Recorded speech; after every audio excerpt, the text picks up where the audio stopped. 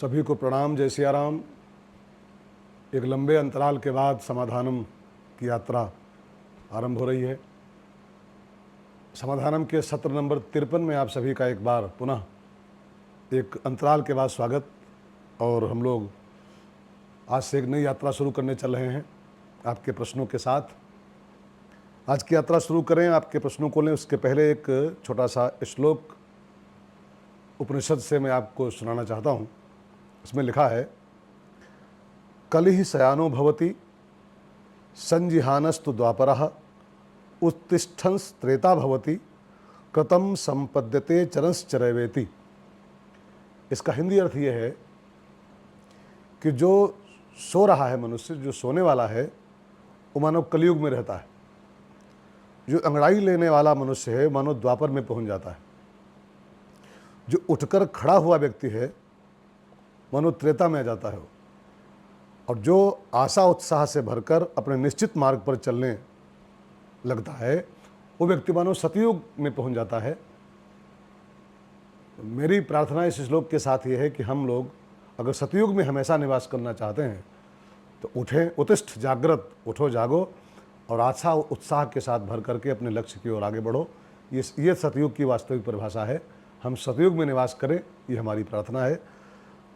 अब मैं आपके प्रश्नों का क्रम उठाता हूं। तो तनु गौर बहन का एक प्रश्न है कि शास्त्रों में ब्राह्मण को भगवान का सिर माना गया है, क्षत्रिय को भुजा माना गया है, वैश्य को पेट माना गया है और चरणों को शूद्र माना गया है, लेकिन चरणों की महिमा सर्वाधिक क्यों है? सब जगह भगवान के चरणों की ही महिमा गाई जाती है। तो सबसे पहली बात तो इसमें ये आप जान लें कि ब्राह्मण, क्षत्रिय, वैश्य, शूद्र, जो चरण, सिर, मुंह, पेट और बाहें हैं, ये इसमें कोई ऊंचा नीचा नहीं है। क्योंकि भगवान की जो छवि है नारायण की, वो लेटी हुई छवि है, वो लेटे रहते हैं। और जब कोई इंसान लेट जाता है ना तो उसके चारों अंग बराबर हो जाते हैं, एक समान। तो जिस स्तर पर उनका सिर होता है उसी लेवल में उनकी भुजाएं होती हैं, उसी स्तर पर उनका पेट होता है, उसी पर उनके चरण होते हैं। तो पहली बात तो ऊंच नीच की भावना का त्याग करना इसमें है कि कोई ब्राह्मण ऊंचा है कि शूद्र नीचा है। ऐसा कुछ नहीं है, सब बराबर हैं, सब भगवान के बनाए हुए हैं, सब मम प्रिय भगवान ने कहा है। रह गई बात चरणों की अधिक महिमा क्यों है, इसके पीछे हमारे संतों का यही विज्ञान रहा होगा कि जो समाज का जो क्षुद्र वर्ग है, जो छोटा वर्ग है, जिसको भगवान का चरण माना गया है, ऊपर के जो 3 वर्ण हैं, जो 3 लोग हैं, वो छोटे वाले का अधिक सम्मान करें, उसकी सेवा की जाए। पूजा का माने सेवा होता है।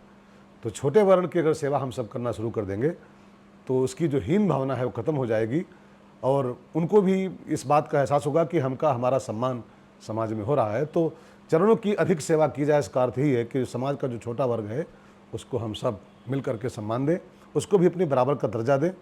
तब हमसे कटने का प्रयास नहीं करेंगे वो, और नहीं तो बहुत नुकसान धर्म का हो रहा है, इसको हम सब मिलकर संभालें। एक प्रश्न मैं ले रहा हूँ, विकास कमलापुरी जी हैं, इन्होंने पूछा है कि हमारे इष्ट शिव जी हैं, तो सीताराम नाम जप कर सकते हैं क्या, या शिव शिव ही जपे? पहली बात तो विकास जी ये है कि शिव और राम में कोई भेद नहीं करना चाहिए। जो शिव और राम में भेद करता है कि शिव जी और राम जी अलग अलग हैं अथवा छोटे बड़े हैं, वो साधना के क्षेत्र में अपराधी सिद्ध हो जाता है।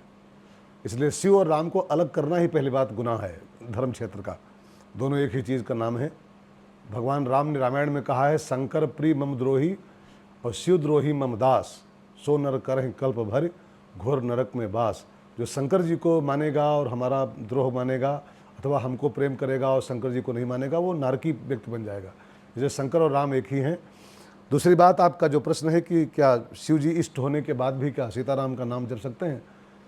तो जब सीताराम का नाम शंकर जी ही जपते हैं, जो आपके इष्ट हैं, वही जब दिन रात राम राम दिन राती कर रहे हैं, तो अगर हम शंकर जी को भजते हैं और राम का नाम जपें तो मुझे लगता है कि शिव जी इससे नाराज़ नहीं होंगे, खुश होंगे कि शंकर जी ही जब राम नाम जपते हैं, तो शंकर जी का भक्त अगर राम का नाम जपे, सीताराम जपे, तो शंकर जी इससे और ज़्यादा राजी होंगे। पहली बात तो आप शिव जी का नाम जपो अथवा राम का नाम जपो, इसमें भेद नहीं करना है, दोनों नाम एक ही हैं। जो शंकर हैं वही राम है, जो राम है वही शंकर हैं। इस भाव से भजन करना चाहिए, भेदभाव से भजन नहीं होता है। भागवत में एक छोटी सी कथा है कि करदम जी ने कपिल भगवान को उत्पन्न करने के लिए अदिति मैया को साथ में लेकर के उसके बाद भजन किया था। अदिति माने होता है भेद बुद्धि से रहित होकर के। अगर साधना में भेद बुद्धि है, द्वैत भावना है कि ये अलग हैं वो अलग हैं, तो फिर हम साधना में फेल हो जाते हैं। इसलिए शंकर राम दो नहीं हैं, शिव और राम एक ही चीज़, एक ही मूर्ति के दो नाम हैं। इसलिए चाहे जिसका नाम जपो सब उन्हीं का नाम है। एक प्रश्न मैं ले रहा हूँ तनु गौर बहन का, बहुत प्यारा प्रश्न है कि राम जी ने सबरी को भामिनी क्यों कहा है रामायण में, और भामिनी का वास्तविक अर्थ क्या होता है।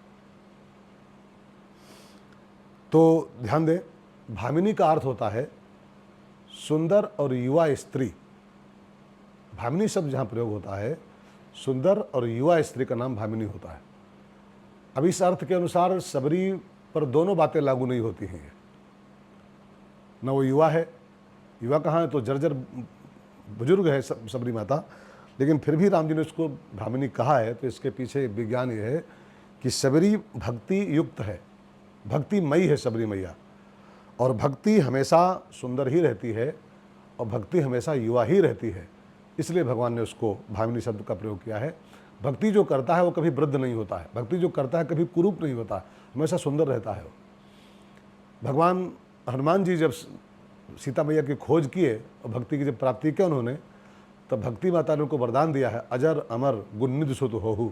जो भक्ति की प्राप्ति कर लेता है, भक्ति युक्त हो जाता है, वो अजर हो जाता है, बुढ़ा नहीं कभी होता है, वो अमर हो जाता है, वो सुंदर हो जाता है। तो सबरी चूँकि भक्ति युक्त है, सकल प्रकार भगत रथ तोड़े, और जो भक्तिमय होता है वो न कभी बुढ़ा होता है न कभी असुंदर होता है। इसलिए भगवान ने सबरी को भामिनी शब्द से नवाजा है कि तुम सुंदर हो और युवा हो, क्योंकि तुम भक्ति युक्त हो। ऐसे ही आपके प्रश्नों के उत्तर के साथ हम लोग आगे मिलेंगे, मिलते रहेंगे ऐसे ही। तब तक के लिए आप सबको प्रणाम। जय सिया राम। मेरी शुभकामनाएं सबके लिए।